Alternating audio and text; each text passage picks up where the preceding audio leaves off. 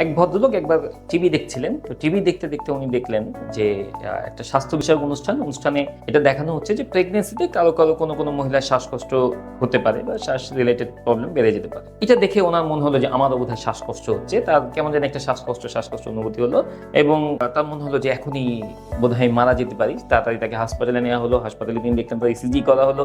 ইসিজিতে অনেকগুলো কার্ভ আছে এবং এরপর থেকে কেন যেন কার্ভ জাতীয় বা ওয়েভ জাতীয় কোনো কিছু দেখলেই তার মধ্যে এই ভয়টা জেগে ওঠে। মজার ব্যাপার হলো তিনি আসলে একটা বিজনেস রিলেটেড প্রতিষ্ঠানেই আছেন, অতএব তাকে অনেক কার্ভ দেখতে হয় এবং তিনি খুব ভয়ে ভয়ে এই চাকরিটা করছিলেন। তো তাকে চায়নাতে পাঠানো হলো কোনো একটা প্রশিক্ষণের জন্য। তিনি গেলেন, তো চায়নাতে যাওয়ার পর উনি শুনতে পেলেন যে দেশে তার এক কলিগ হার্ট ফেল করে মারা গেছে।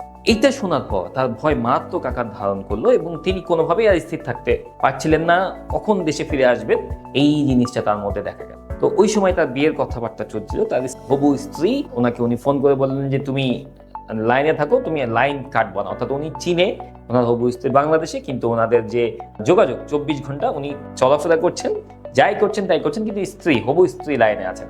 লাইন কাটলে তার প্যানিক অনেক বেড়ে যাচ্ছিল এবং তিনি হার্ট ফেল করবেন এই আতঙ্কে ভুগছিলেন। 24 ঘন্টা পর তিনি কোনো রকমে যান নিয়ে দেশে ফিরে আসলেন এবং একদিনে উনি 5 জন সাইকিয়াট্রিস্ট দেখালেন, কারণ কোনোভাবেই উনি শান্তি পাচ্ছিলেন না যে উনি হয়তো বেঁচে যেতে পারেন বা বাঁচবেন। ওনার বারবারই মনে হচ্ছিল যে উনি মরে যাবেন, বারবার এই প্যানিক অ্যাটাকটা হচ্ছিল। তো প্যানিক অ্যাটাক এরকমই, প্যানিক অ্যাটাক হলো যে আপনার মনে হবে, হঠাৎ করে মনে হবে, তীব্র ভয় আপনার ভিতরে জন্ম নেবে। আপনার মনে হবে যে আমি বোধহয় এখনই স্ট্রোক করতে যাচ্ছি বা হার্ট ফেল করতে যাচ্ছি বা হার্ট অ্যাটাক করতে যাচ্ছি বা মারা যেতে যাচ্ছি। একটা ক্রেজিনেস যেন আমাকে ঘিরে বসছে, আমার বোধহয় সবকিছু নিয়ন্ত্রণের বাইরে চলে যাচ্ছে, গলায় কিছু আটকে যাচ্ছে, প্রচন্ড গরম অনুভূত হতে পারে, প্রেশার বেশি হতে পারে, এরকম অনেকগুলো জিনিস একসাথে ঘটতে পারে।